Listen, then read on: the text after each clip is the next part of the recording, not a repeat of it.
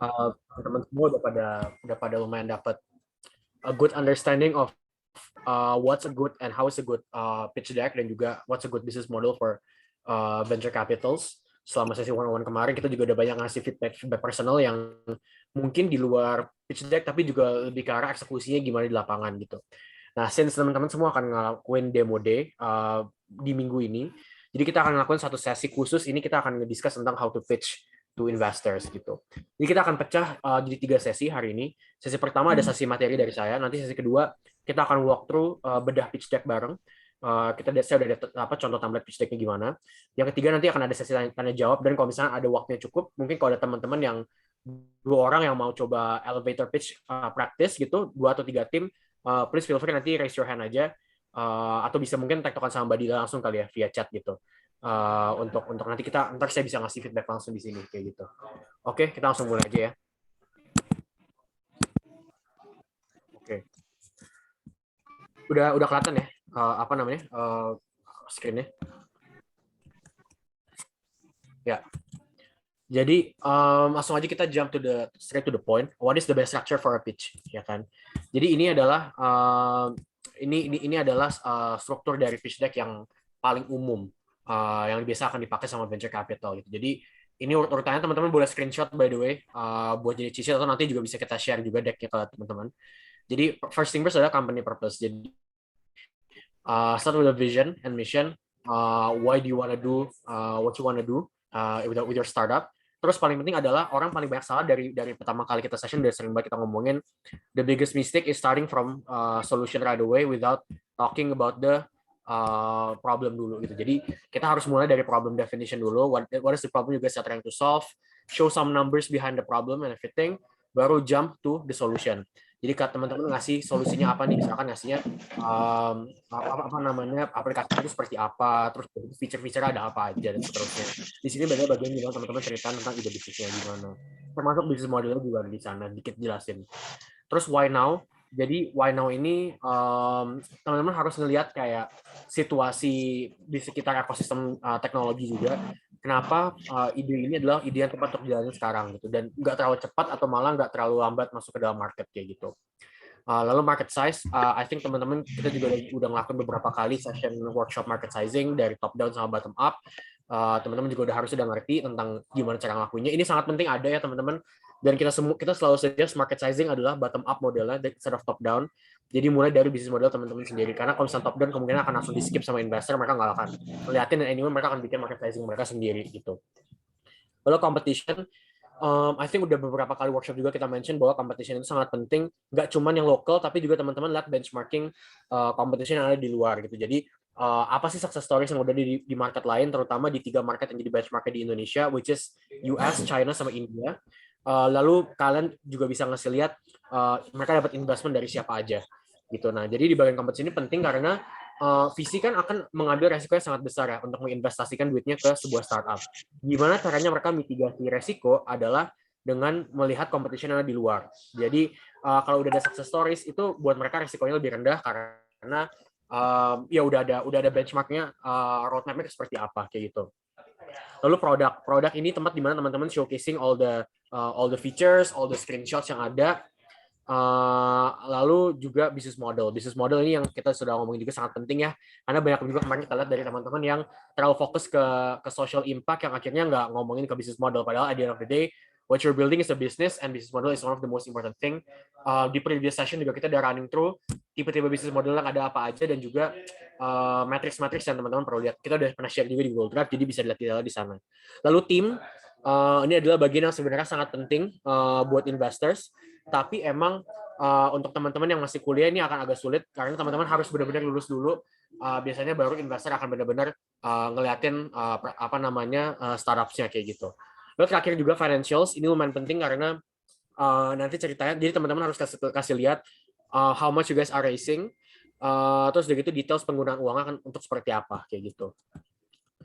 Nah, next part, jadi start with the problem definition. Jadi seperti yang kita bilang sini, nomor 1 adalah kita ngomong dari problemnya dulu gitu. Nah, jadi we have to make the audience care using a relatable example or an intriguing idea gitu. Jadi supaya runtut ceritanya harus dimulai dari problem definition dulu. Misalkan teman-teman bikin online grocery, problem apa sih yang mau di-solve gitu, dan siapa sih yang mau di-solve problemnya gitu. Apakah teman-teman mau coba solving problem buat consumer yang apa namanya mungkin kesulitan untuk belanja ke pasar selama masih pandemik, atau teman-teman fokusnya malah membantu penjual-penjual pasar untuk mendapatkan konsumen lebih. Itu dua hal yang berbeda gitu. Atau misalkan teman-teman fokus problem utamanya adalah membantu petani untuk mendapatkan off taker atau mendapatkan pembeli. Nah, itu juga different set of problems yang teman-teman harus define di sini dan fokus di satu problem utama dulu. Lalu baru go to solution product. Ini I think udah quite clear, teman-teman. Misalkan solusinya adalah kami membuat harus ada kayak one sentence explanation on what you guys are building. Jadi misalkan we're making online grocery store for rural areas misalkan. Ya gitu. Atau misalkan kita membuat online grocery store tapi fokus di Kota Semarang gitu misalkan contohnya ya. Jadi ini harus dibikin kayak one line sentence gitu. Lalu ketiga, provide some numbers, right? Jadi market size, validation, competitive statistics. Jadi validation itu termasuk misalkan teman-teman misalkan mau ngebikin solution tentang blockchain gitu ya, atau tentang cryptocurrency misalkan gitu. Jadi harus kasih lihat validation dari sisi marketnya juga secara makro. Misalkan ternyata emang pengguna cryptocurrency di Indonesia menaik misalkan berapa kali lipat dalam 1 tahun terakhir selama pandemik. Atau misalkan kalau teman-teman buat aplikasi fintech untuk investasi misalkan, seberapa banyak sih millennials di Indonesia yang belakangan ini mulai investasi menggunakan aplikasi kayak gitu. Jadi harus ada market validation dan juga numbers-nya, statistiknya supaya nggak cuma sekedar subjektif doang. Part 4, sure traction, right? Sales, transaction, conversion, adoption rate, retention, founders chemistry juga. Jadi ini bagian yang lumayan penting karena berapa kali kemarin kita lihat teman-teman traction-nya masih lumayan kecil, beberapa ada yang udah lumayan bagus juga. Tapi traction ini harus benar-benar nunjukin berdasarkan North Star Matrix gitu. Nah, North Star Matrix-nya seperti sesi kita yang sebelumnya gitu. Jadi bisnis modelnya apa, target utamanya seperti apa gitu. Jadi contohnya saya ingat waktu itu ada cloud yang cloud EO itu yang wedding kan sempat nanya juga ke saya waktu itu tentang apa namanya bisa nggak sih kita North Star Matrix-nya itu bukan revenue tapi based on number of potential order gitu. Nah itu nggak bisa karena itu bukan North Star Matrix-nya gitu. Jadi contohnya kalau nomor satu selalu di mana-mana adalah revenue biasanya. Jadi benchmark traction. Jadi teman-teman harus kasih lihat itu. Kalau misalkan emang belum ada traction, at least kasih lihat roadmap gimana cara teman-teman akan menuju ke traction tersebut kayak gitu. Nah, the primary goal of your talk is to communicate an idea effectively. Ini ada beberapa tips and trick on how to present. Right. Pertama-tama practice makes perfect. Jadi sebelum mulai pitching, mulai dengan practice terlebih dahulu, latihan di mirror, latihan sama teman-teman, bisa mungkin sekalian benchmarking sama sesama peserta ASMI juga, sama-sama kasih feedback segala macam.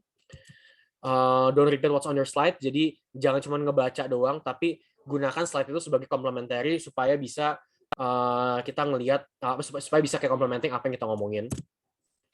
Don't overload your slides with wording. Jadi jangan sampai terlalu penuh gitu karena orang akan punya fokus yang agak-agak terbatas. Makanya kita kayak contohnya di slide ini kita cuma pakai one idea per slide kayak gitu. Make eye contact ini mungkin kalau kasusnya kita face to face ya, tapi kalau misalkan emang nggak face to face, positioning kameranya persis di depan laptop. Jadi teman-teman ketika presentasi akan kelihatan buat teman-teman itu ngeliat ke arah audiensnya gitu atau ke arah investor in this case. Keep it short and sweet, jangan terlalu panjang-panjang juga. Biasanya kalau misalkan pitching online gitu, maximum is like 15 to 20 minutes. Kalau misalkan kadang-kadang malah ada yang lebih pendek dari itu. Biasanya sih kita suggest kalau presentation demo day online, kalau ada Q&A session, kita cuma suggest 5-10 menit buat pitching. Jadi sesingkat itu teman-teman, cuma 5-10 menit, sisanya buat tanya jawab. Karena VC bahkan ada banyak pertanyaan pasti ke bisnis model teman-teman juga gitu. Don't leave it to the last minute, artinya ya apa namanya be on time, apa namanya, dan jangan the main idea taruh di paling belakang juga gitu. Don't start your pitch by asking a question. Jadi ini sering banget kalau misalkan kita pitching adalah siapa di sini yang merasa bla bla bla gitu. Nah itu biasanya dipakai untuk sales pitching gitu. Sedangkan ini kan bukan sales pitching, ini kan adalah pitching untuk ke investor gitu. Jadi don't start your pitch by asking a question. Terus tell a story, not just statistics. What it means by a story itu adalah sesimpel misalkan teman-teman bisa menggunakan statistik juga sih sebenarnya, tapi nggak cuma sebutin angka doang gitu. Jadi angkanya itu harus bisa bercerita. Contohnya gimana? Jadi misalkan tadi contohnya kita cryptocurrency ya, misalkan gitu. Kita bisa contohnya ngelakuin benchmarking posisinya internet ketika tahun 90-an, jumlah penggunanya ada berapa, terus number of growth rate-nya ada berapa, comparing ke misalkan pengguna cryptocurrency di tahun sekarang ini, terus growth rate-nya ada berapa, terus kita bisa kasih lihat bahwa sebenarnya posisinya cryptocurrency sekarang ini mirip dengan posisi internet di tahun 90-an misalkan, bahwa ini akan menjadi holistic dan semua orang akan menggunakan blockchain dan juga cryptocurrency in the future. Itu contoh gitu. Atau contoh lain misalkan tadi paling simple online grocery misalkan gitu ya. Kita bisa comparing antara berapa besar penjualan retail menurun selama 2 tahun terakhir karena COVID-19 dan juga seberapa besar online transaction malah meningkat selama COVID-19 gitu. Jadi kita bisa bikin story lainnya adalah bahwa penurunan pendapatan retail itu bukan berarti consumer spending, tapi consumer spending justru shifting dari retail ke online spending gitu misalkan. Jadinya ini adalah momentum yang tepat untuk kita bikin online grocery startup gitu. Jadi tell a story through your statistics.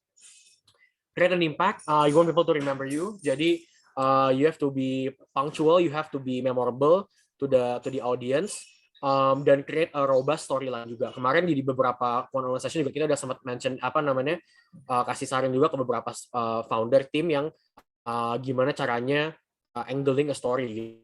Gitu. Contohnya terakhir tuh ada startup yang di sini bikin yang mengolah waste yang mengolah sampah, tapi ada 2 produk dihasilkan, satu produk untuk manusia, satu produk untuk udang kalau nggak salah. Dan itu menurut dari feedback dari startup Indonesia adalah itu storyline-nya agak nggak nyambung, jadi mendingan fokus ke satu, mau fokusnya kemana, waste management-nya atau ke end product-nya. Kalau misalnya fokus ke end product, ya jangan terlalu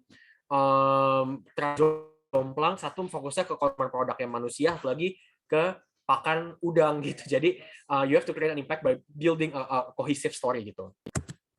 Keep track of time, nggak usah semuanya ngomong sebetulnya di founding team, tapi kalaupun mau semuanya ngomong, harus di make sure smooth transitionnya, nggak usah ngomong kayak, oke setelah ini akan saya serahkan kepada siapa, itu nggak perlu.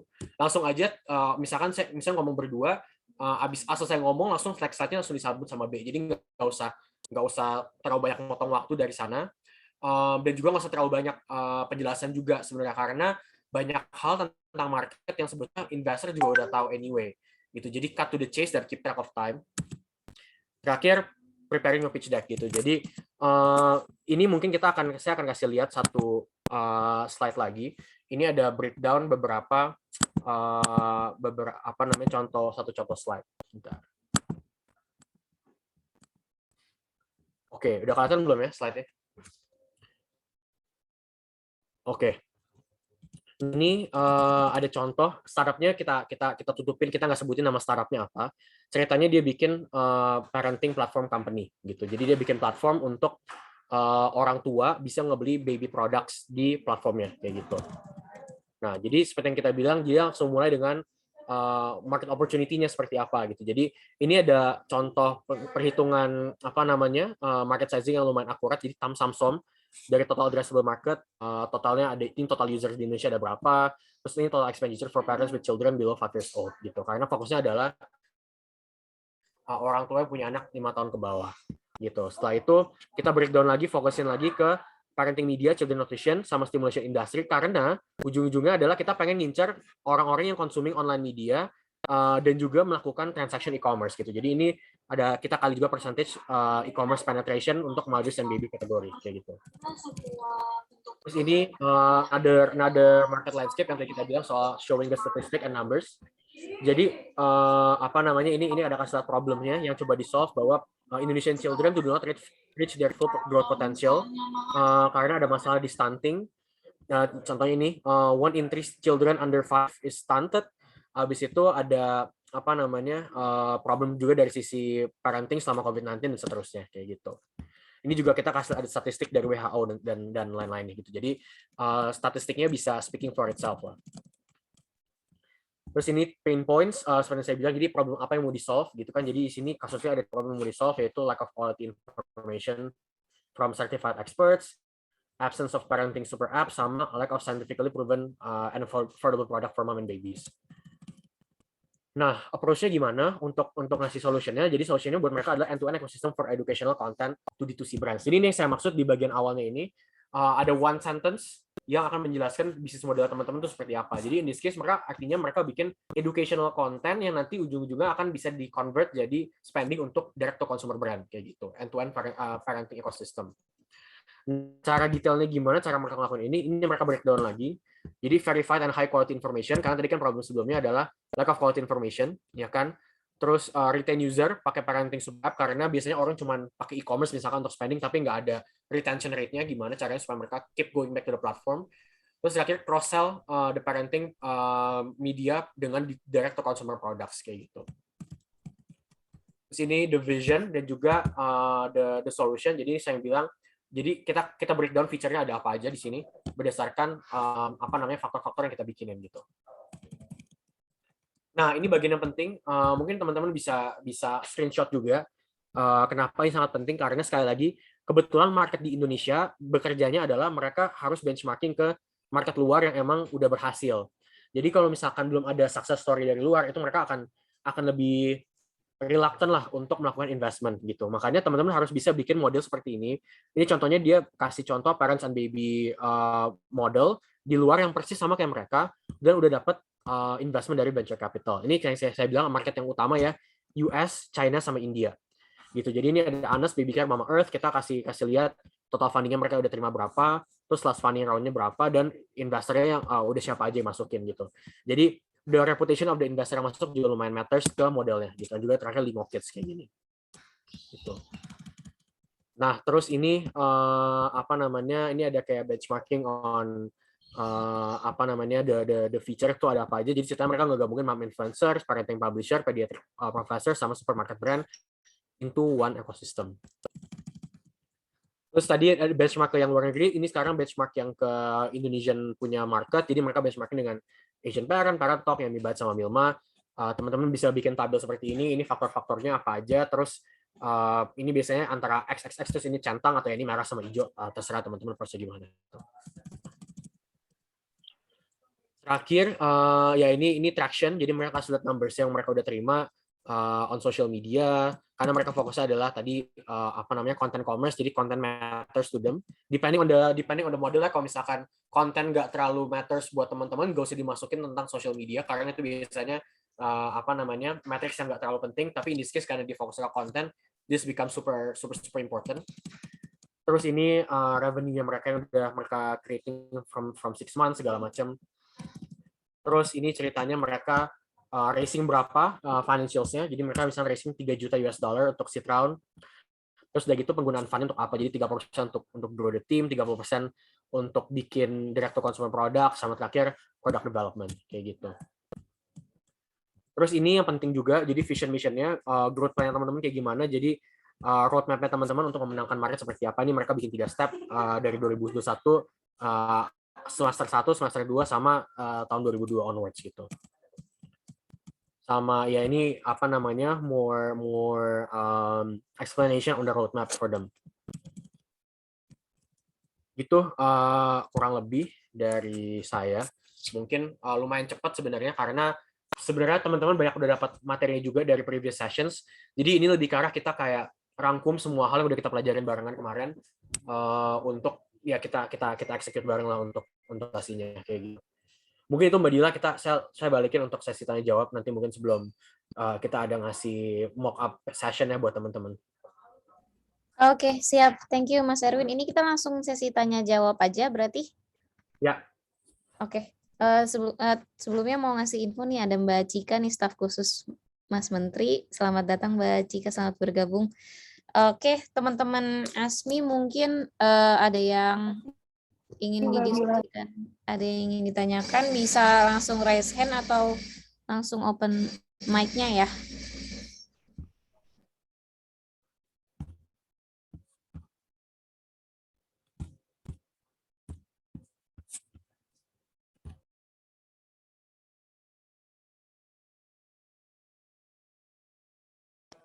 Oke, ada dari Mas Mufli Dwi dari Global Millennial Group. Ya, oke, makasih Mbak. Selamat pagi Mas Edwin.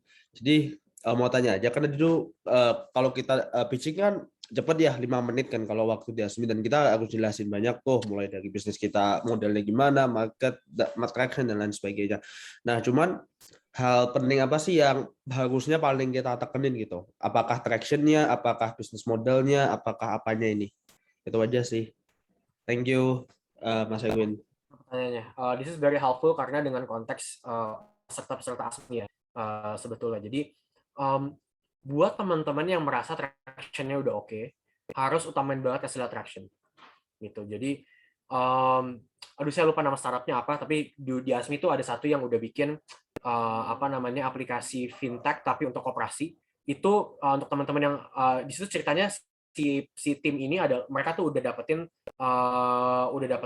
klien satu gitu. Jadi this client ini udah akan willing buat bayar dan mereka udah proses untuk bikin. Nah, itu harus dikasih lihat. Itu sangat penting buat dikasih lihat kayak gitu. Tapi buat teman-teman yang mungkin masih kemarin karena pending selama pandemic jadi nggak bisa gerak kemana-mana, traction pasti kan nggak bakal bisa dikasih lihat gitu ya. Jadi utamain adalah ngomongin ke bisnis model dan juga roadmap-nya mau kemana gitu. Gue jujur kemarin nggak dapat one on one dengan Global Millennial Group. Jadi mungkin kalau Mufli bisa share dikit Global Millennial Group sekarang traction-nya udah ada atau belum, dan seberapa besar traction-nya. Kalau misalkan emang udah besar, dan fokus on the traction gitu, dan juga fokus on the numbers lah yang ada di sana. Tapi kalau misalnya belum ada, dan fokus on the business model, dan juga jelasin kenapa your startup itu emang opportunity-nya tepat untuk dilakuin sekarang kayak gitu. Nah, terus sekalian aku mau tanya itu. Jadi to be honest, aku tuh cukup pede sebenarnya dengan traction kita, karena di bulan Juli Agustus kemarin itu kita GMV-nya 17.000 $18.000. Nah, cuman 2 bulanan ini tuh lagi turun, dan emang karena kita analisis ini tuh kita lagi low season. Jadi kan kita bidangnya education dan kita event. Singkatnya kita IO, event organizer, dan juga kelas-kelas gitu, public speaking class, entrepreneur class, digital marketing class. Nah, ini di musim ujian, jadi emang lagi agak turun. Nah, ketika pamer traction, aku tuh takutnya kayak, loh kok ini jadi backlash, loh kok turun nih, kenapa ini gitu. Dan turunnya lumayan jauh gitu. Cuman tetap ada traction-nya. So, what is your suggestions, Kak Erwin? Ya, kita tetap pamerin tractions kita walaupun lagi turun apa adanya, atau kita markup, atau gimana betternya? Yang pasti jangan di markup ya, bro. Karena kalau misalnya emang VC atau investor mau masuk, you have to build the trust with them gitu. Jadi salah banget sih kalau di markup. Jadi di sini please jangan ada yang markup statistik apapun, karena kalaupun mereka mau masuk duitnya, mereka akan ngebuka financial projection teman-teman semua, akan ngebuka financial statementnya semua, dan akan dipelajarin. Dan sekali ketahuan ada yang di markup, itu langsung jelek banget namanya. Pasti langsung di blacklist gitu. Dan itu ekosistem VC itu kecil gitu. Jadi sekali ada satu startup yang curang, mereka kan nyebarin, lu jangan ngomong sama founder ini deh karena dia curang, karena dia jelekin angka apa, naikin angkanya kayak gitu. Jadi please don't do that at all. Please just be honest and apa namanya, build on the trust with the investor and everybody you guys are meeting with. Terus yang kedua sebenarnya gini, sebenarnya traction turun nggak apa-apa selama trennya masih naik gitu. Pertanyaannya adalah tadi bulan Juni Juli tractionnya bisa sampai 17.000 US dollar GMV-nya. Itu kenapa gitu? Apakah itu emang spike yang kebetulan lagi ada momentum acara apa tiba-tiba jadi besar sendiri, atau sebenarnya ada satu strategi beda yang tim dari Global Millennial Group ngelakuin gitu, jadinya bisa apa namanya bisa naik gitu. Nah itu pertanyaannya gue balikin lagi nih ke Mufli gitu. Jadi apa sih yang sebenarnya terjadi gitu? Kenapa bisa ada spike itu dulu gitu, nomor satu ya. Kalau misalnya emang karena strateginya kalian, terus tiba-tiba bulan berikutnya turun karena faktor market, misalkan tadi kenapa karena teman-teman apa namanya lagi musim ujian gitu tadi ya kalau nggak salah ya.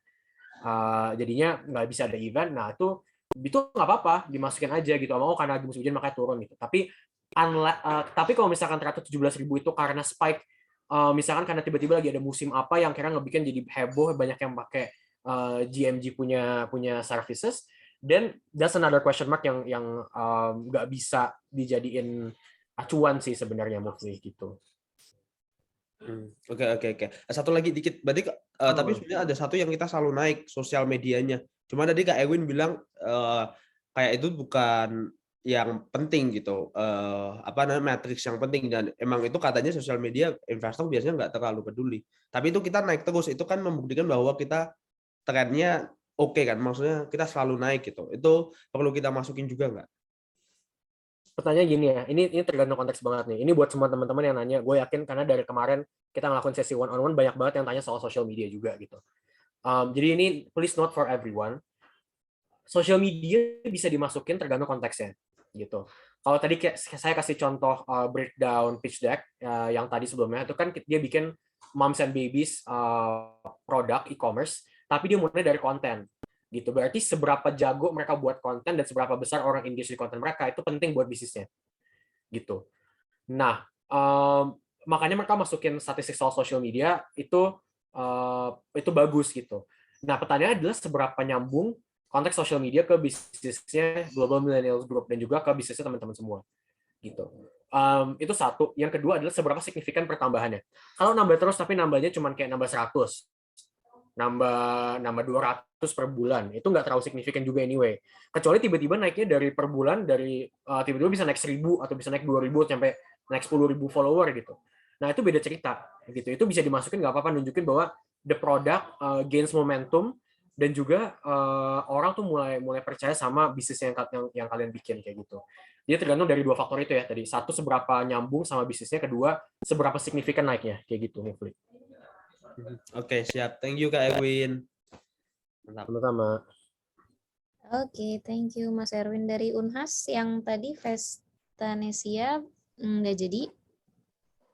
Halo Kak. Halo. Ya. Tadi sangat menarik materi yang disampaikan oleh Kak Erwin Arifin, terutama mengenai menyampaikan cerita masalah pada pitch deck. Terus Kak, gimana tuh untuk mengatasi jangan sampai ceritanya malah bias, tidak sampai menceritakan masalah yang ingin diselesaikan. Maksudnya karena cerita ini, jadi kadang-kadang mungkin bias tuh yang ditangkap sama investor mungkin terhadap masalah yang ingin diselesaikan. Terus kemarin kita sudah dibatasi untuk kumpul pitch deck-nya, jadi sudah tidak bisa diubah lagi Kak. Sorry, tadi boleh dulu nggak pertanyaan? Soal suaranya agak kecil. Oh, halo. Sudah agak besaran nggak? Ya, dengar. Ya, yang pertama Kak, tadi Mas Erwin sampaikan untuk menceritakan, memberikan cerita pada saat memaparkan masalah yang ingin diselesaikan. Nah, bagaimana caranya agar cerita yang disampaikan itu tidak bias? Jangan sampai masalahnya tidak sampai pada apa yang dimaksudkan. Karena kan cerita ini kadang mungkin persepsinya berbeda antara apa yang disampaikan sama yang ditangkap dengan investor, Kak. Terus Kak, kemarin juga sudah dibatasi sih untuk mengubah pitch deck, sudah tidak bisa lagi diubah. Nah, gimana tuh Kak, kalau misalnya kita mau sampaikan cerita di permasalahan sudah tadi dengan insight yang disampaikan sama Kerwin, tapi sudah kemarin itu lebih ke statistik yang disampaikan. Oke, ngerti. Jadi gimana caranya supaya ngasih storyline tapi nggak bias gitu kan, nggak subjektif ke pengalaman kalian personal doang gitu. Caranya nomor satu tadi yang saya cerita sih, pakai statistik sebetulnya. Ujung-ujungnya kasih lihat angka dan kasih lihat numbers. Boleh cerita dikit nggak Vestanesia itu bisnisnya apa? Karena kemarin one on one kayak dapatnya sama Tony ya, nggak sama saya. Boleh coba di share dikit nggak biar saya bisa ngasih lebih sesuai konteksnya. Iya Kak, jadi kami platform pemberdayaan petani yang mengakselerasi teknologi masuk petani dengan menghubungkan mereka ke pendana dan juga mencarikan pasar serta mendampingi dan mengawal sehingga terbentuk pengembangan industri. Oke, jadi peer-to-peer lending tapi buat petani gitu kan ya. Jadi kayak apa namanya? Tani Hub kayak iGrow gitu kan ya. Iya Kak. Oke. Nah, contohnya kayak gitu. Itu sesimpel misalkan istilahnya statistik number of farmer misalkan ada di Indonesia itu ada berapa banyak. Terus udah gitu kasih lihat financial, misalkan mereka bisa tergolong di kategori apa namanya social economic strata yang mana. Terus udah gitu coba kalian cari gap funding di segmen tersebut. Itu ada berapa besar kayak gitu. Nah, terus lu tinggal kaliin antara gap fundingnya itu berapa dikali sama jumlah populasi petani yang ada di Indonesia. gitu. Plus kasih lihat juga storyline kayak tadi contohnya deck yang saya kasih contoh deck itu, kasih juga storyline benchmarking player-player lain kayak iGrow, kayak Tani Hub itu mereka dapat funding berapa besar, valuasinya berapa. Kita kan di session sebelumnya juga udah pernah dikasih lihat gimana caranya cari itu. Di PR sebelumnya juga pernah kita kasih untuk melakukan hal tersebut juga. Itu dipakai aja gitu untuk jadi storyline-nya. Karena that's the only way you can convince someone without being subjective kayak gitu. Nah, ada tambahan lagi sebenarnya, nggak bisa cuma sekedar ngeliatin bahwa iGrow, Tani Hub itu udah besar. Tapi apa yang ngebikin Vestanesia ini beda sama mereka gitu. Kenapa kalian bisa dapetin market yang mereka nggak bisa dapetin? Gitu. Entah apakah ada cara baru untuk melakukan credit scoring-nya, atau misalkan kalian fokus ke daerah tertentu yang mungkin mereka nggak bisa dapetin gitu. Misalkan mereka fokusnya cuma di daerah, oh ternyata mereka cuma fokus di daerah Jawa doang nih, Vestanesia going to Sumatera and going to Kalimantan misalkan kayak gitu. Itu juga perlu dimasukin storyline-nya. Jadi always show with the numbers and show with the statistics. Oh, siap Kak. Terus Kak, ini pitch deck-nya kemarin sudah nggak bisa diubah lagi sih.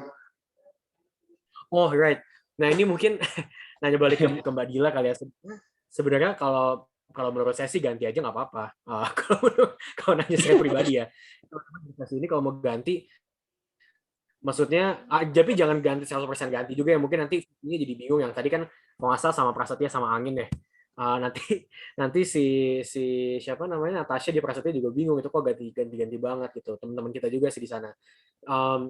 Cuman mungkin kalau mau di adjust here and there, menurut saya masih nggak apa-apa. Tinggal waktu dia presentasinya dikasih lihat kayak gitu. Anyway kan, kalau menurut pandangan saya pribadi ya, harusnya ini tuh dikasih ke Prasetya, Angin sama Vandex lebih ke arah FYI ke mereka bahwa ini loh pitch deck-nya anak-anak ASMI, biar mereka bisa pelajarin dulu sebelum pitching-nya kalian. Tapi kalau ada tambahan sih harusnya nggak apa-apa. Tapi ini balikin lagi ke Mbak Dila sih sebenarnya, karena ini ke ininya timnya. Mungkin Coach Wisnu bisa jawab ya Coach. Coach Wisnu lagi. Oke, sip Coach. Halo Kak Dila. Tadi nggak kedengeran apa tadi Kak Dila?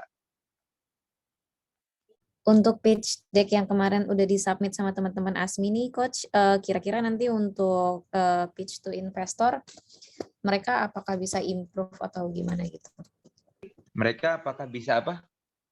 Improve sama, maksudnya ada beberapa hal yang ingin diperbaikin gitu, Coach. Oh ya boleh. Silahkan aja. Silahkan. Oke, dapat ACC juga dari Bu Ocha. Ya, boleh. Oke.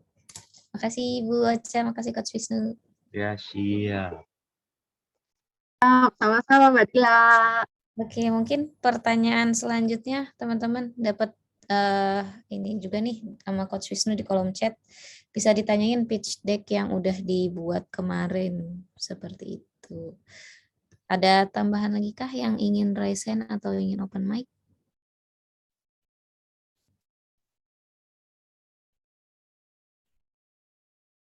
Oke, mungkin kalau belum nanti bisa oh ini ada nih satu dari ID Bookstore, dipersilakan. Ini ID Bookstore ketemu juga gitu. Ya, halo Coach. Ayo banyak ditanyain nih ID Bookstore, bagus soalnya. Ya, oke. Jadi izin bertanya Coach Erwin terkait pitch deck. Nah ini apakah kita boleh sih nge-share share equity ke investor dan kita jelaskan pembagian sahamnya nanti dan feedback dan feature-nya investor invest ke kita itu bagaimana? Boleh nggak dimasukkan di pitch deck? Justru wajib dimasukin ke dalam pitch deck, Fajar. Gitu. Jadi ini I forgot sih, was it with you atau was it with other team ya, waktu itu yang sempat nanya soal equity juga. Equity wajib banget harus dimasukin ya, teman-teman ngasih share berapa ke investor. Kenapa? Karena equity yang kalian kasih itu akan jadi akan jadi basisnya investor buat ngelakuin valuation startupnya kalian gitu. Jadi cara ngitung valuasi paling simpel itu, terutama dari sisi founder, kalau misalnya mau kita offer ke investor adalah kayak gini. Misalkan teman-teman raising $100,000 US dollar. Gitu. Jadi teman-teman cari itu paling standar ya. Biasanya untuk seed round $100,000 US dollar itu yang paling simple. Untuk equity-nya itu misalkan teman-teman lepas 20%, misalkan ya. Jadi cara ngitung valuasinya adalah $100,000 dibagi dengan 20%, gitu. Berarti valuasi perusahaan teman-teman adalah $500,000. Berarti itu sekitar 7M, 7,5M lah kurang lebih ininya valuasinya gitu. Nah, itu harus banget dimasukin. Dan mungkin mumpung sekalian ini belum masuk, belum pada pitching, biasanya dan anyway based on the quality of startups yang udah kita assess di ASMI ini, I think teman-teman raising sekitar $50,000 sampai $100,000, it's more than enough for now. Dengan valuasi itu sebenarnya biasanya kalau untuk angel round atau untuk seed round itu, which is station teman-teman sekarang, rata-ratanya itu di angka 10% sampai 25%. Tapi jangan sampai go as high as 25%, itu udah worst case scenario banget gitu. Karena kalau teman-teman udah lepas 25% di tahap awal dan untuk angka yang nggak terlalu besar, itu untuk next round-nya teman-teman mau racing lagi akan lebih susah. Kayak gitu. Jadi the sweet spot untuk presentasi yang dikasih ke investor adalah sekitar 10-15%. 20% tuh udah kayak kecuali mereka negonya parah banget gitu ya. Jadi usahain angkanya di antara range itu, dan juga tadi jumlah yang akan di-raise adalah biasanya sekitar $50,000 sampai $100,000. However, angka itu tergantung dari kebutuhan teman-teman gitu. Tergantung dari budgetingnya mau seperti apa, terus rencana ke depan untuk ekspansinya mau kayak gimana juga, financial projection-nya seperti apa gitu. Nah, cuman emang kalau based on yang udah kita assess selama ini, harusnya sih $50,000 sampai $100,000 itu cukup. Dan melepas 10% sampai 15% equity gitu ya. Itu Fajar.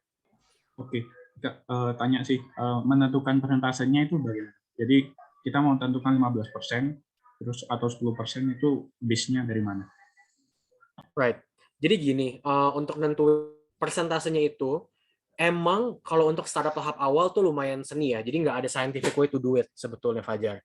Jadi tadi yang saya sebut 10-25% itu market standard aja gitu. Jadi rule of thumb standard emang ketika doing seed round, angel round itu biasanya dilepas segituan on average kayak gitu. However, it depends on the founder dan juga the startup punya demand lah gitu di mata investor. Jadi semakin high demand startupnya, semakin banyak investor yang mau nyari mereka nih. Misalkan bagus banget ID Bookstore, revenue-nya sampai udah berapa ratus ribu $100 per bulan gitu. Atau per tahun juga sampai udah 100 ribu lah gitu. Biasanya akan makin banyak visi yang mau masuk ke dalam sana. Jadi kalian lebih punya bargaining power buat ngelepas sedikit aja kepemilikan perusahaannya gitu. Jadi misalkan makin on demand biasanya makin kecil lah, bisa 10%, 12% maksimum misalkan gitu.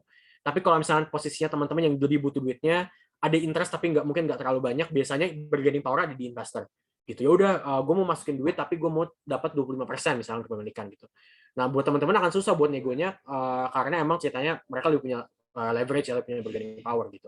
Tapi that's the rule of thumb. Jangan pernah kasih lebih dari 25% di tahap awal. 25% aja udah nggak ideal sama sekali gitu. Kalau bisa maksimum di 20% ya. Itu juga udah lumayan besar lah yang dikasih gitu. Oke, izin satu tanya lagi Kak. Terkait boleh.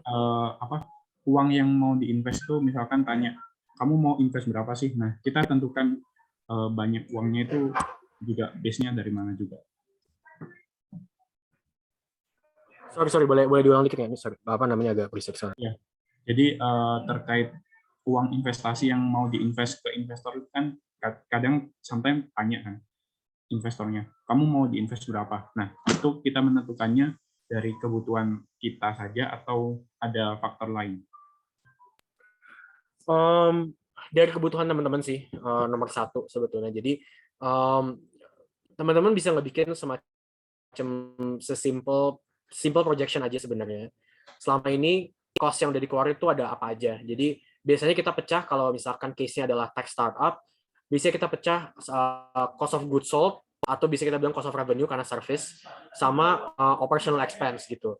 Jadi cost of goods sold itu kalau buat teman-teman yang bikin software atau yang bikin e-commerce gitu misalkan ya, itu biasanya isinya ya cost buat beli server, cost buat sewa domain misalkan kayak gitu ya. Terus misalkan kalau misalkan teman-teman beli putus beli putus barangnya, itu kalian spending berapa untuk beli barangnya. Terus kalau misalkan modelnya adalah pakai persenan commission fee, jadi itu berapa persen yang actually buat mereka, berapa persen yang actually buat teman-teman kayak gitu. Terus di bawahnya itu kan akan ada operational expense. Operational expense itu isinya biasanya gaji karyawan, terus udah gitu sewa, misalkan utilities dan kos-kos lah gitu. Plus nanti biasanya di bawahnya ada depresiasi sama amortisasi gitu lah. Nah, total raise itu paling gampang hitungnya adalah cost of goods sold ditambah sama operational expense. Gitu. Jadi berapa total yang teman-teman keluarin dalam setahun misalkan, atau tergantung timeline teman-teman ya. Gitu. Jadi ini semua tergantung. Misalkan kalian mau raising lagi in the next 12 months.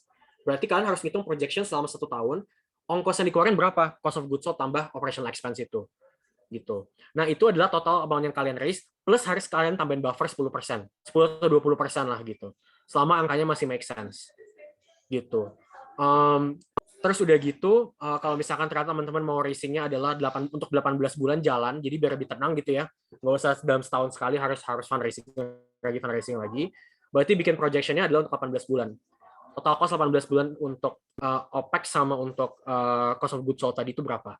Kayak gitu. Rule of thumb-nya tadi untuk I think untuk quality untuk teman-teman yang sekarang di program Asmi, angkanya di 50.000 sampai 100.000 US dollar masih masuk gitu. Kalau di atas itu mungkin agak susah. Gitu. Jadi I think that's the maximum you guys can go, and I think that's already very very good anyway untuk student founder gitu. Banyak yang racingnya awal-awal kalau student kayak cuma 25.000, 50.000 gitu. Tapi penting mungkin untuk teman-teman Asmi 50.000 sampai 100.000 itu udah bisa lah harusnya gitu. Oke, thank you Kak Erwin. Oke, makasih teman-teman. Mas Erwin, cukup 3 pertanyaan atau bisa kita tambah lagi atau ada yang mau nanya lagi, karena I think in this case untuk konteks pitching tuh lumayan ini ya, spesifik ke masing-masing startup juga gitu. Jadi kalau ada yang mau nanya lagi dari yang tadi belum kejawab, boleh juga sih nanya dulu. Sebelum nanti saya buka buat mock up nanti beberapa kalau yang mau cobain pitching langsung di sini depan semuanya, kita feedbackin barengan boleh juga gitu.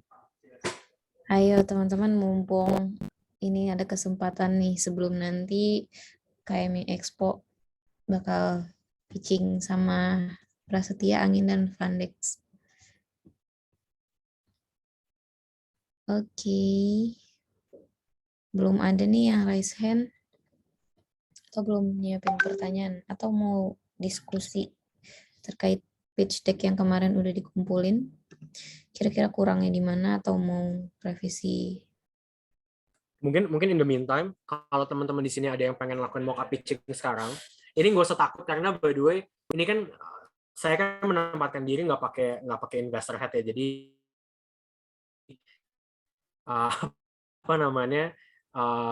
lebih ke arahnya kalau mau cobain pitching langsung dan langsung saya kasih feedback sebelum teman-teman sesi besok, please feel free to just comment di kolom chat, terus nanti langsung kita bisa langsung suruh teman-teman buat pitching langsung di sini gitu. Nah, oke tuh. Yang mau coba trial. Ini tumben nih, Little Cloud.io belum muncul, biasanya selalu muncul. Atau Sporty Fashion.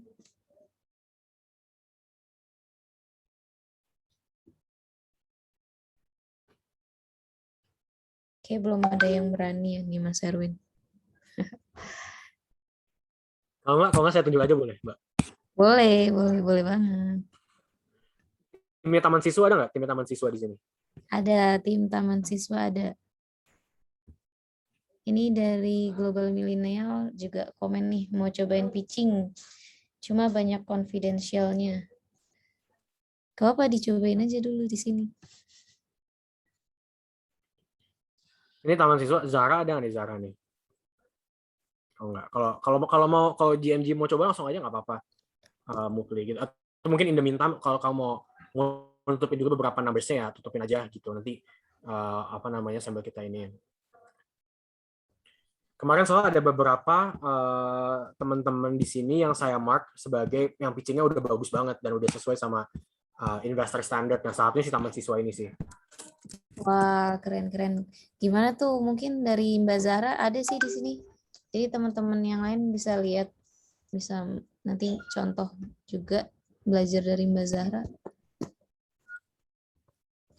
Tapi Mbak Zahranya off cam nih ya, sama di mute. Atau kalau nggak ada Taman Siswa, juga Fanny Dici.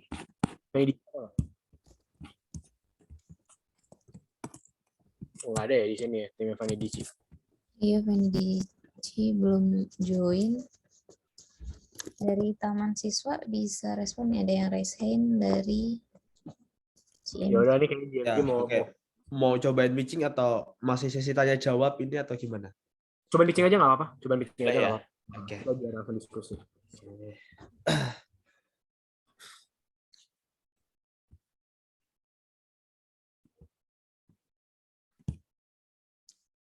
Ya.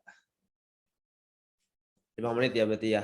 Selamat pagi Mas Erwin, Coach dan teman-teman sekalian. Jadi perkenalkan kami dari Global. By the way, gini kali ya, Mufli biar kita sesuai sama mockup yang kemarin, apa namanya untuk condition yang besok.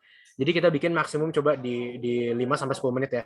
Ya. Untuk pitching videonya, nanti baru kita feedbackin dari sana. Oke. Oke. Benar, aku juga mau set timer dulu bentar. Oke. Kok. Selamat pagi Kak Erwin, Coach dan teman-teman sekalian. Jadi perkenalkan kami dari Global Millennial Group atau biasa disebut GMG. Kami sudah berdiri atas nama PT Global Millennial Group sejak April 2021. Jadi Global Millennial Group sendiri adalah sebuah startup company di mana kita fokus untuk memperkuat edukasi khususnya di bidang informal dan juga platform pengembangan diri. Sejauh ini kami sudah empower lebih dari 200.000 pemuda dari 37 negara. Kami juga sudah dapat beberapa recognition dan collaboration seperti dari Asian Innovation Science and Entrepreneur Fairs. Kita juga sudah kerjasama dengan United Nations, Kemendikbud melalui ASMI ini, Embassy Bangkok, dan lain sebagainya. Kami juga sudah di-feature di beberapa media massa nasional seperti Kompas, Tribun, Liputan 6, dan lain sebagainya. Kami juga mendapatkan dukungan dari beberapa tokoh seperti Mr. Antonio Guterres, Secretary General of UN, Mr. Sandiaga Uno, Mr. Muzakir Haitami, Indonesian Youth Ambassador for Japan and Asia. Ini tim C-Levels kami, di mana kami terdiri dari 5 orang pemuda. Jadi GMG sendiri, kami fokus di problem statement di SDGs nomor 4 atau di quality education, di mana menurut UNICEF 78% dari pemuda itu lack of soft skill. Kami melihat bahwa ini adalah domino efek dari 2 hal. Yang pertama adalah akses yang nggak sama terhadap platform pengembangan diri dengan kualitas yang tinggi dan juga lack of empowering and encouraging platform. Sehingga GMG percaya bahwa kami bisa dapat solutions karena kami make sure 3 hal. Yang pertama adalah kami bisa provide various program dengan kualitas standar internasional. 2, kami memastikan bahwa akses kami yang inklusif. Dan yang ketiga adalah kami memastikan adanya human interaction untuk output yang lebih maksimal. Ini beberapa products and our program. First thing first, itu ada Global Millennial MUN. Ini adalah UN meeting simulations, di mana goal utamanya adalah meningkatkan skill diplomacy, leadership, dan juga networking. Kita punya Indonesian SDG Summit, fokusnya adalah critical thinking, dan juga di sana ada writing the essay. Ada Wonder Voice, itu international speech competitions. Di Global Indonesia, ini sebuah program untuk membantu pemuda go internasional. Kami menyediakan berbagai mentoring class seperti scholarship class, digital marketing class, entrepreneur class, dan lain sebagainya.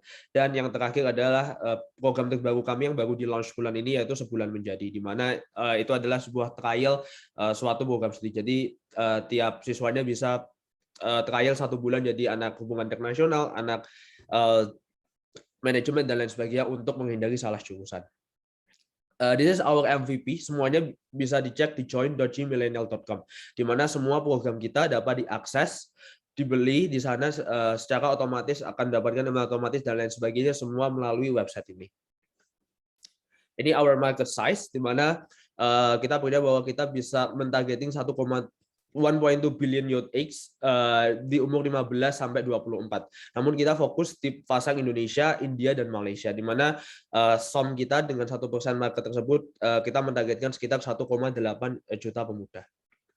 This is our business and revenue model. Kita direct to consumer, di mana main revenue kita berasal dari registration fee dan sponsorship. Side revenue kita sendiri berasal dari media partnership, collaboration project, bank interest, exchange rates, dan beberapa lainnya. This is our marketing strategy. We have a lot of marketing strategy. Yang terbesar ada di social media optimization, key opinion leader, dan juga digital advertisement. ini market yang seksi, of course kita punya banyak kompetitor, tapi apa yang bikin kita beda dan bertahan di industri ini, satu, kita make sure bahwa kita have international quality, dan yang kedua adalah human interaction. Ditambah lagi kita punya beberapa value add seperti kita affordable price, kita punya best customer service dan after sales service. This is the traction of GMG in 2021, di mana kita mengalami lonjakan yang luar biasa di bulan Juli karena emang momentum kita aja. This is the traction from the January until the September. Dengan rata-rata customer kita di 2.000 sampai 3.000 setiap bulannya. This is our financial projection, di mana kita tumbuh rata-rata, kita memproyeksikan kita akan tumbuh rata-rata di 5,4% di setiap kuartalnya sampai di 2024. That's all from us, Global Millennial Group. This is our tagline: be borderless, because we want everyone be borderless. Thank you. Okay, I think very nice presentation, very concise juga dan timely juga. It's really good, Mufli gitu. Tadi I see the numbers juga emang lumayan oke growth-nya kan tadi dari 2.000, 3.000, tiba-tiba habis itu bulan Mei kalau nggak salah naik ke 5.000, terus Juni-Juli baru naik ke belasan ribu, terus kemarin turunnya ke 7.000-an kan ya. Yeah. Gitu. So I think in that sense the first thing VC will ask adalah kenapa bisa tiba-tiba ada 15.000 spike, dan habis itu kenapa tiba-tiba turun gitu. Mungkin itu bakal ditanyain sih pertama kali. Jadi how did that happen? Itu satu. Yang kedua akan ditanya sama mereka juga adalah, kamu kan modelnya berarti you guys are practically selling programs kan. Ke mereka gitu. So you don't own the program yourself kan jatuhnya. No, we own our program. Itu kita yang you own our own program and you run kayak events lah. Kayak gitu berarti kan jatuhnya. Nah, the next question yang akan ditanya adalah how do you plan to scale up the program, Mufli gitu. Jadi dengan ngelakuin event kayak gini dan kalian yang ngelakuin sendiri, kalian tuh punya limited resources yang bisa kalian spread gitu loh. Cost-nya tuh jadi fixed cost semua gitu. Nah, masalah gini, jadi misalnya kamu running satu event ya, misalkan your cost is 1 juta, misalnya 10 juta rupiah gitu cost-nya kamu gitu. Dari 10 juta itu seberapa besar revenue bisa kamu dapetin maksimumnya, constraint-nya gitu. Karena kamu ngelakuin event. Okay. I'm sure dengan program-program ini kan kamu kan pengen ngasih orang edukasi segala macam gitu ya. Problemnya adalah satu orang mentor atau satu kelas itu pasti ada limited maximum amount of student atau partisipan yang bisa mereka masukin, bener apa? Iya, betul. 30 maksimalnya satu kelas. Itu kan pertanyaan pasti Mufli gitu. Gimana caranya kamu bisa ngasih spread itu? Kalau misalkan kamu ngelakuin semuanya ada human interaction-nya gitu. There is a reason kenapa Skills Academy dan Ruang Guru itu jauh lebih besar fundingnya dibandingin let's say mau belajar apa gitu ya. Tadi kan mau belajar apa tuh ada Ruang Guru juga gitu. Skills Academy. Kenapa? Karena mau belajar apa itu limiting themselves ke workshop yang offline kayak gitu kemarin, kelas-kelas lah kayak gitu. Dan same thing, all these classes problemnya ada sama, yaitu satu orang mentor itu ada limitation seberapa banyak murid yang bisa mereka terima. Itu akan jadi problem di scalability karena nggak ada economic of scale-nya kayak gitu. Nah, kenapa Skill Academy bisa jadi besar banget? Kenapa Ruang Guru bisa jadi besar banget? Karena they make recorded content, Mufli. Mereka cuma spend satu kali, cukup besar emang untuk kayak rekaman video segala macam, tapi that video itu bisa dipakai sama jutaan orang, nggak ada batasannya. At the same time loh ya. At the same time jutaan student make bisa gitu Mufli. Jadi itu pasti akan jadi pertanyaan kedua. Gimana cara kamu bisa nge-scale up ini gitu dengan model kamu yang sekarang. This is not wrong by the way. What you are doing, I think you are going to the right direction karena revenue-nya juga lumayan bagus and you guys are showing promising growth lah kayak gitu. Cuma that should be your next step. Before you pitch tomorrow, you should think about that karena there'll be a question gue yakin banget bakal ditanya. How do you plan to scale this up kalau misalkan semuanya human interaction kayak gitu. Misalkan kalau saran gue adalah mungkin plan kedepannya adalah bisa ngebikin hybrid program ya. Hybrid program artinya misalkan ada bagian yang recorded mungkin harganya lebih murah. Kalau misalkan mau ada human interaction-nya, kamu bikin versi premium, orang bayarnya jauh lebih mahal, tapi bisa ada ngobrol sesi one-on-one misalkan sama siapa kayak gitu. Itu. Ya, dan mungkin yang kedua tadi, yang pertama tadi yang soal revenue-nya kenapa tidak bisa naik juga. You should prepare an answer for that sih gitu. Atau kalau mau dijawab sekarang, I can give some feedback juga. Ya, boleh. Jadi jawaban pertama kenapa bisa naik. Jadi waktu Juli itu kita coba satu hal, kita cobain free webinar gitu. Dan karena kita dapat pendanaan kan dari ASMI, kita undang salah satu tokoh lumayan gede di UK, namanya Faizi Mahmud gitu. Mungkin nggak banyak yang tahu, tapi itu nama yang cukup besar buat isu gender equality di sana. Terus habis itu participants-nya lumayan, participants-nya 250-an ribu orang. Nah, di sana terus convert jadi sales jadi banyak banget, dan di sana terus kita bisa mempertahanin yang masuk ke kita gitu, brand awareness-nya. Itu yang pertama, soal kenapa bisa naik. Terus yang kedua soal human interaction tadi. Nah, that's also the concern. Kita juga kepikiran sebenarnya Kak Erwin, kayak oke, gimana kalau kita bikin video learning gitu, karena emang lebih enak gitu kan, bikin sekali terus buat selamanya, dan emang lebih praktikal dan lebih scalable aja. Cuman kita merasa bahwa itu tuh our USP-nya gitu loh. Ketika kita bikin video learning, ya udah otomatis kita pasti kalah dong dengan Skill Academy, dengan Class.com yang which is udah lebih banyak gitu, dan orang-orang pengen datang ke kita ya karena mentoringnya gitu. So what I was thinking with some of my friends adalah kalau Gojek aja bisa tuh dengan dengan drivernya sebanyak itu, kita juga bisa kok sebenarnya gitu sih. That was I was thinking gitu. Dan kita ngecobain efektifnya adalah human resource di dalamnya gitu. Jadi misalnya kelas gitu ya, satu. Jadi nggak tiap kelas itu punya Zoom sendiri-sendiri. Cuman kita kayak ada satu adminnya, kita buka Zoom yang 1000, terus habis itu kan satu kelas 30 tuh. Jadi dalam semalam misalnya ada 10 kelas, ya udah tinggal di-assign ke breakout room gitu. Jadi kita mencoba nge-efektifinnya di operasionalnya gitu. Misal sosial media spesialisnya gitu. Jadi kayak atau sosial media spesialis tuh megang 2 sampai 3 akun Instagram kayak gitu-gitu. Jadi kita mencoba efektifinnya di technicalnya gitu. Oke, gini. Sekarang gini, I understand. Actually di program ASMI ini ada beberapa tim lain doing not exactly the same thing you guys are doing, tapi a lot of somehow di sini banyak banget yang bikin edutech di program ini, dan banyak semua program ngomong hal yang sama gitu. Oh, kita doing human interaction because that is our unique selling point, kayak gitu kan. Nah, the problem is this ya. If your unique selling point is based on human interaction, that means your unique selling point is very much attached to one mentor atau two mentors. Pasti ada beberapa mentor yang beneran bagus banget, semua orang pasti akan mau ke sana, ya kan? That means once this mentor pindah, misalkan dia pindah, dia bikin sama temennya, dia sama persis kayak Global Millennial Group gitu. Atau misalkan mentor ini pindah ke platform lain yang saingan persis sama kayak kalian. Misalkan pindah ke mau belajar apa gitu. Semua konsumen kamu akan ikutan pindah ke mereka. Kayak gitu. Jadi kamu punya bargaining power ke buyer itu rendah banget jadinya. Kalau kamu cuma bergantung sama human interaction. Kayak gitu. Kenapa gue tetap encourage ngelakuin hybrid model, meaning akan ada sesi yang recorded supaya bisa scale up, tapi abis itu orang harus bayar juga untuk sesi recordednya ya, by the way ya, meskipun nggak terlalu mahal. Tapi abis itu kamu tambahin lagi satu program khusus premium sama mentor gitu tadi. Kenapa gitu? Karena kalaupun nanti mentor pergi, dia masih ada recording yang kamu punya yang ada di Global Millennial Group. Jadi regardless misalkan dia pergi atau nggak, konten yang orang banyak konsumsi itu ada di platform kamu yang own, kayak gitu. Terus tadi to your second point about Gojek gitu ya. Sekarang gini, Gojek kan dapetin banyak driver gitu ya. Kenapa bisa ada banyak driver yang join ke Gojek? Sekarang pertanyaan saya gini, apa requirement untuk orang jadi supir ojek? Enggak, penting punya motor aja kan ya. Ini punya motor, punya SIM C gitu kan. That's the maximum. The next question adalah how many people di Indonesia yang punya motor dan punya SIM C? Jawabannya adalah banyak banget. Gue nggak punya angka pastinya nih sekarang, tapi pasti banyak banget gitu. Sekarang my question to you, how many people are qualified?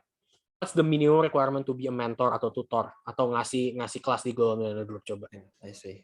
Dikit ya. Pasti kan minimum S1 misalnya gitu. Berapa banyak sih jumlah orang S1 yang ada di Indonesia?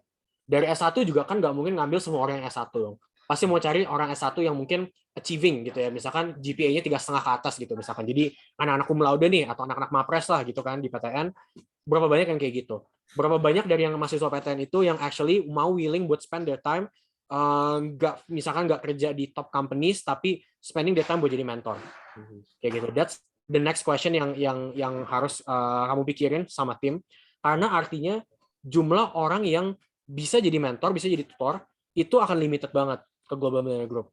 Terus kalau misalnya kamu udah punya rule of thumb satu orang mentor itu bisa dapat berapa banyak konsumen, that's your limit, that's your constraint gitu Mufli. Jadi that's a question yang makanya kamu perlu solve sebelum besok pitching, karena gue yakin all the VC will ask about this kayak gitu. Oke. Kalau boleh tanya lagi, kalau yang hybrid model itu loh, it's very interesting sebenarnya, tuh insight baru banget.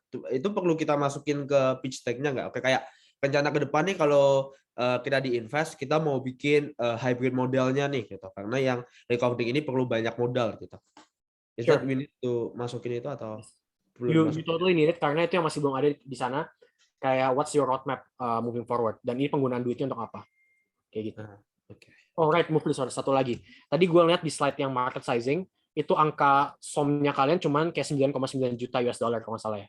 Ya, itu kecil. Juta apa? Million kan? Iya, million. That's the thing. Market sizing lu itu berarti kurang tepat karena harusnya satu education tech is way bigger than that. Apa namanya angkanya? That's why VCs are pouring money ke sana. And you should make a calculation as such sampai somnya kamu aja minimum tuh 100 juta US dollar. Somnya aja minimum 100 juta. Okay. Minimum 100 juta US dollar. Karena less than 100 million US dollar, VCs will not be interested. Gitu. Okay. That's the minimum. 100 juta aja kadang-kadang udah kok kecil banget gitu. Okay. Jadi tapi I'm really sure education tech market size is bigger than that gitu. Okay. Depending on who you're targeting ya. Anak kampus, anak SMA apa gimana gitu. Oke. Satu lagi Kak, kan kita nargetin kita kan ngasih market size itu sampai world gitu kan, karena kita pede bahwa program kita internasional. Cuman fact-nya di lapangan adalah pada dasarnya sebenarnya 90% of our customer itu masih Indonesian, bahkan angka luar negerinya sekarang makin kecil gitu. Is that okay atau kita jangan masukin TAM yang global? That is gonna be itu nggak benar, itu salah caranya, karena you don't understand the segment yang di luar juga anyway. Just focus on winning the local market dulu aja. Jadi make a market sizing based on the Indonesian market aja dulu, Mufli. Oke. Jadi jangan masukin yang luar ya. Jadi fokus on Indonesian dulu. Fokus in Indonesian, minimum somnya 100 juta. Ya, even though kita dapat customer dari luar juga gitu. Is that okay? Take that as a spill off. Itu spill off doang. Oke. Ada lagi Kak Edwin? Udah sih, Amin dari gue.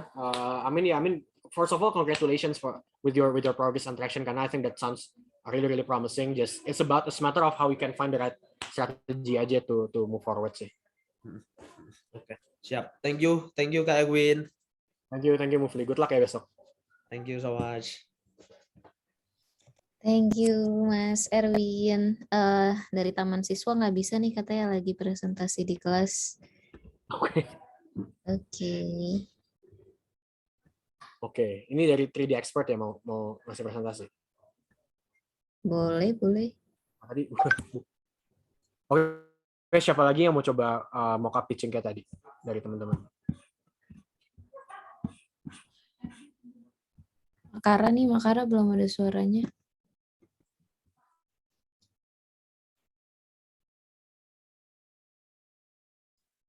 Kak Edwin, sorry, satu lagi sebelum ke yang lain.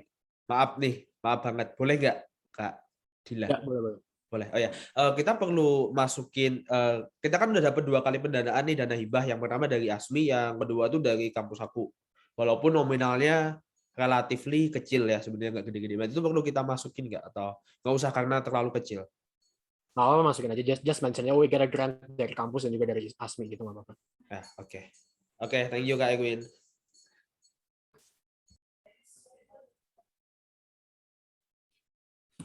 Oke, who's next? Siapa yang mau coba lagi? Jangan takut teman-teman, karena ini tempat yang tepat buat teman-teman latihan sebelum besok, dan slotnya I think limited nih karena udah jam 11 juga. Paling mungkin 1 orang lagi aja nih. Siapa yang mau coba? Oke, siapa yang mau duluan? Ayo. Nah, Kasan, ini adalah justru ini adalah the safe space buat teman-teman cobain dan actually getting apa namanya feedback sebelum besok gitu. Saya dong coba Kak Erwin buat pitching. Boleh. Oke. Decknya masih sama kayak kemarin apa udah di update? Sudah update. Oke, mantap. Ntar saya move ke ruang sebelah dulu.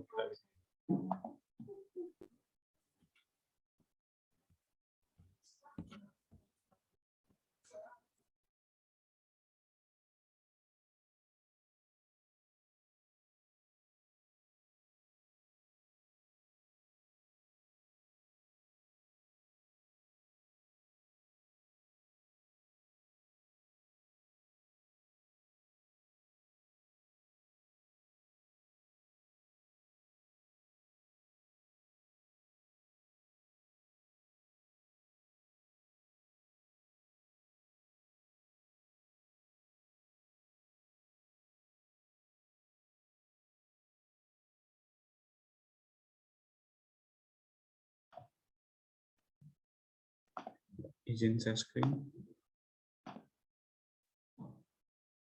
Oke, apa sudah muncul Kak Erwin? Oke. Udah. Ya. Assalamualaikum warahmatullahi wabarakatuh. Selamat siang, salam sejahtera untuk kita semua. Perkenalkan, saya Fajar Ananda Saputra, CEO dari ID Bookstore. Visi dan misi kita adalah menjadi digital planner pertama di Indonesia di bidang buku digital interaktif, sehingga kita mensupport adanya transformasi dan juga program Merdeka Belajar di Indonesia. Dan kita menjadi agent of change di literasi bisnis Indonesia dengan memprioritaskan kolaborasi dengan berbagai penerbit. Permasalahan yang sama-sama kita alami yaitu tantangan di era pandemi dengan adanya online learning system, di mana membutuhkan suatu digital media. Di sini dengan adanya online learning system menggunakan buku digital merasa kesulitan untuk memahami kontennya. Sehingga kita hadir di sini yaitu dengan membuat buku digital interaktif dan juga menggunakan interaksi dan juga menarik di dalam online learning system. Menggunakan smart fitur yang berbasis dengan interaksi. Sehingga kita adalah marketplace buku yang mensupport adanya digitalisasi transformasi. Kita telah terintegrasi dengan website dan juga berkolaborasi dengan berbagai penerbit di Indonesia dan di internasional. Bagaimana ID Bookstore hadir di sini dengan adanya tantangan digitalisasi transformasi yang telah mengubah semua sektor, termasuk sektor pendidikan.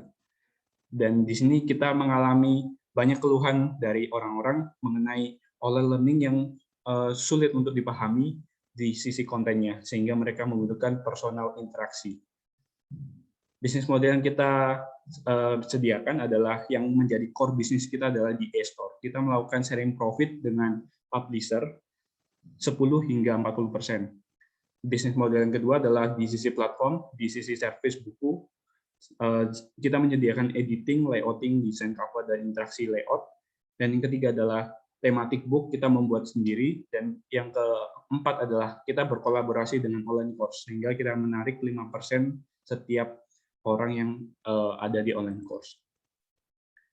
Market strategi yang kita sasarkan adalah sebanyak 2,9 juta dari total akademisi sebagai kita sasarkan penulis buku. 200 juta sebagai general people kita sasarkan sebagai pembaca buku, dan 883 publisher yang terdaftar di IKP Indonesia. Dan 3-70% kita akan dapatkan nilai saham-nya pada tahun ketiga dengan berbagai strategi, dengan salah satunya adalah berpartnership dengan publisher. Financial projection dalam 3 tahun ke depan kita akan mendapatkan 1,053 billion dan juga gross profit setiap bulannya adalah 141,3 juta rupiah. Dan ini adalah traction sejauh ini. Kita saat ini ada 606 user, 30 buku, dan 502 follower. Dan kita telah berpartnership dengan international publisher dari Ukraina dan juga national publisher di Indonesia. Ada 5 publisher. Dan kita sangat berbeda karena kita terintegrasi dengan adanya online course, serta kita memfasilitasi kepada publisher untuk bergabung di marketplace ID Bookstore. Dan ini adalah achievement kita yang terbaru. Kita adalah top 60 Floratama Academy yang kita mengeluarkan buku digital interaktif yang telah terintegrasi dengan e-commerce. Jadi di sini mereka bisa membeli oleh-oleh dan juga tiket melalui buku digital. Dan share equity kepada investor yang kita tawarkan adalah 15%. Dan berikut ini adalah tim kita yang terdiri dari background yang berbeda. Dwi Febriansyah sebagai sales industry, M. Fandi Arfabuma sebagai IT expert, dan juga dibimbing oleh Dr. Eng Muhammad Asar STMP. Terima kasih. Wassalamualaikum warahmatullahi wabarakatuh. ID Bookstore is solution for digital media. Feel free to get in touch with ID Bookstore. Thank you. Oke, Fajar. Ini kamu yang dulu bikin ini kan, apa namanya, user paling banyak adalah dari akademisi kan ya? Dosen-dosen yang mau publishing makalah kan ya kalau nggak salah ya? Ya, kita change saat ini menjadi core-nya adalah di publisher. Publisher untuk buku-buku non ini ya, non makalah berarti ya? Iya, untuk semuanya. Jadi core bisnis kita kan di e-store yang dulu kita ganti. Jadi kita kolaborasi di e-store-nya, kita sharing profit dengan publisher. Oke, terus kalau misalkan orang udah publish pakai ID Bookstore, terus mereka jadi belinya gimana? Beli bukunya? Beli bukunya di marketplace kita. Kamu own marketplace sendiri, bikin marketplace sendiri, atau itu kamu lempar ke marketplace lain? Kita bikin marketplace. Yang sekarang udah live, produknya apa aja? Yang saat ini belum launching sih Kak untuk yang model bisnis ini. Jadi kita insya Allah di Desember di IBF International Book Fair di IKP di Jakarta kita akan launch. Saat ini masih menggait banyak mitra dulu. Oke. Sekarang gini, I think what's missing, since kita udah pernah ngobrol juga kan sebelumnya ya, kalau nggak salah sama gue juga ya di Bookstore waktu itu. Iya. Nah, since kita udah pernah ngobrol juga kan Fajar, jadi there's a missing link antara yang sebelumnya kamu bikin untuk publishing makalah-makalah dosen, terus sekarang jadi publishing buku-buku non akademik gitu kan. I would want to know why, itu nomor satu. Ketika ternyata user paling besar kamu kemarin adalah akademisi gitu. Itu yang pertama. Kan you mention about teachers juga harus ngeluarin makalah-makalah gitu untuk naikin kualitas gajinya mereka, dosen juga harus ngelakuin kayak gitu. Nah, itu yang pertama. Yang kedua, sebenarnya kayak gini, kalaupun emang kamu mau pivot kayak gitu, you should make some stories about it, Fajar. Karena menurut saya sih sebenarnya kamu dengan program yang sebelumnya yang untuk makalah dosen udah ada success story-nya sebenarnya. Karena udah ada berapa ratus ya kalau nggak salah yang pakai ya, dosen yang pakai kamu punya platform gitu untuk ngelakuin itu. Jadi you should tell them bahwa actually our previous product tuh dipakai sama sekian banyak orang, untuk digunakan adalah untuk ABCDE, kita udah ngasilin sekian rupiah. Cuman setelah kita diskusi kayaknya marketnya terlalu kecil, kita mau pivot fokus ke market ke bisnis yang lain kayak gitu. Nah, that is something you should totally put in your deck menurut gue. Karena that's a missing story, karena ketika lu bilang oh kita belum jadi, oh ini belum live segala macam, dan what are you here for kayak gitu. That will be a question yang akan ditanyain sih, itu satu. Kedua, balik lagi ke market sizing, karena tadi angka market sizingnya semua cuma jumlah populasi, sedangkan market sizing itu harus in dollars satuannya, Fajar. Jadi kamu nge-charge berapa dolar itu kamu kaliin sama total population-nya gitu. Coba mungkin dari dua feedback itu dulu kali. Siap. Berarti untuk ini tidak menunggu pertanyaan dari investor terkait sukses story, kenapa kita mengubah model bisnis. You should tell dari awal. Karena kalau nggak, investors will ask all sort of questions yang kayak pertanyaan gue sebelumnya di sesi kita juga, Fajar. Mereka pasti akan nanya hal-hal yang kayak jadi bisnis model kamu gimana, kamu plan buat growth-nya kayak gimana juga. Ini kok emang sebelumnya kamu udah kick off di berapa kota gitu, katanya udah live tuh dari attraction 600 pengguna, itu apa? Kok kamu bilang udah pengguna tapi kok belum jadi platformnya kayak gitu. Pasti akan ditanyain kayak gitu, Fajar. Jadi before they ask those questions yang bikin mereka jadi kayak question mark about bisnisnya kamu, mendingan kamu ngasih duluan dari awal. Gitu. Jadi ngasih dari awal. Sebelumnya kita ngebikin ini, jadi sebelumnya kita ngebikin X gitu kan. X itu modelnya kita charging sekian dolar untuk mereka publishing academic research gitu. Dari sini kita udah dapat 600 pengguna, 600 pengguna ini average spend-nya sekian rupiah, kita dapat total sekian selama jalanin. Setelah kita jalanin, kita mikir-mikir, kayaknya ini kekecilan marketnya karena jumlah akademisi cuma sekian-sekian. Kita mau geser ke publishing buku yang lebih besar, kita udah kerjasama sama ABCDE, udah siap nih, tinggal kita kick off, tapi produknya lagi mau kita bikin untuk jadi e-commerce, kayak gitu. Terus yang masih missing, sekali lagi adalah benchmarking player luar, Fajar. Ingat kan last time juga gue mention kan bahwa coba cari player luar yang doing exactly what you are doing di market antara India, China atau US yang dapat funding besar. Dan kamu taruh itu di deck kamu supaya orang dapat gambaran, oh benchmarkingnya adalah ke company ini yang dapat funding sekian banyak gitu. Gitu. Sama persis kayak yang tadi contoh yang Moms and Babies tadi pagi juga gitu. Okay, you gotta find it, Fajar, karena kalau enggak ini bisnis model yang jujur aja di market nggak banyak yang invest gitu. Jadi unless you can prove to them this model itu udah ada success story-nya di luar, it's gonna be very very hard. Oke. Ya, thank you atas insight-nya. Ada follow up questions nggak dari kamu? Ya, terkait itu saja sih Kak, karena kita masih bingung mengenai model bisnis, cara menyampaikannya, dan juga kita kan sistemnya baru dan juga mau di launching. Nah, apakah kita mempunyai peluang untuk diinvest juga atau kita harus membicarakan success story sebelumnya? Kan pasti ada, cuma yang tadi harus coba cari benchmarking sih Fajar. Unfortunately that's how the market works di Indonesia. Gitu. Bukan gue mau gitu, emang kebetulan kondisi marketnya kayak gitu. Jadi we gotta find benchmark di luar gitu. Oke, siap. Ya, terima kasih Kak Erwin. Oke, makasih Mas Fajar, makasih Mas Erwin. Berarti udah cukup nih ya, dari teman-teman udah nggak ada yang bisa nyoba lagi nih. Iya. Mungkin ini sebenarnya masih ada sisa waktu 15 menitan. Mungkin kalau ada teman-teman dari sesi tadi ada yang mau nanya lagi, tapi nggak bisa presentasi kayaknya karena udah waktunya juga lumayan mepet. Any questions saja lastly before we close and you guys go to the pitching sessions. Kalau ada boleh banget. Oke teman-teman, sebelum ditutup, sebelum selesai sesi ini, kebetulan sesi terakhir juga nih dari Startup Indonesia. Mungkin ada yang ingin ditanyakan atau disampaikan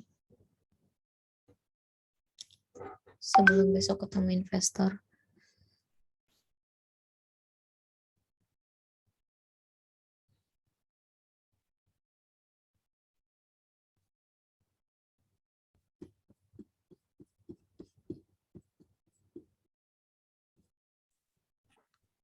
Oke, kalau nggak ada lagi kayaknya mungkin kita tutup aja kali ya, Mbak Dila. Oke, sip, Mas Erwin. Ya. Oke, thank you so much Mas Erwin. Teman-teman juga makasih semuanya, dan Bapak Ibu tim juga nih yang udah hadir. Terima kasih Bapak Ibu. Oke, mungkin Mas Erwin dipersilakan untuk ditutup atau ada pesan terakhir. Oke. Mungkin gini ya teman-teman, kita kan udah spending journey barengan in the last 3 bulan terakhir ya. Kita sama-sama belajar bareng, dapat session dari mentor-mentor juga. Sebetulnya materi startup ini agak susah coba untuk kita pack up di cuma 3 bulan ini, karena setiap bisnis tuh punya problem dan challenges-nya masing-masing gitulah. Agak susah buat disamaratain gitu. Makanya kemarin kita ngelakuin program yang one-on-one mentoring sama semua teman-teman gitu. Jadi don't stop your learning di sini karena masih banyak banget yang perlu dipelajari. Dan kalaupun emang besok misalkan amit-amit gagal, itu just part of the journey gitu. Just take it as part of the journey, part of the learning. Makanya nama programnya Kampus Merdeka, karena kalaupun misalkan gagal, this is your university gitu. Jadi this is the place for you guys to fail and for you guys to learn gitu. Jadi I encourage you guys malah to try as crazy as you can, and if you guys fail then that's a very good learning for all of you gitu. Jadi you guys all have my WhatsApp number dari grup. Di semua session one-on-one juga gue udah ngomongin terusan ke teman-teman, kalau ada anything yang you guys need help atau butuh advice personal, just chat me up, gue bakal reply WhatsApp-nya pasti, dan gue akan coba bantu sebisa mungkin kayak gitu. Oke, thank you so much Mas Erwin. Sampai jumpa lagi di lain kesempatan.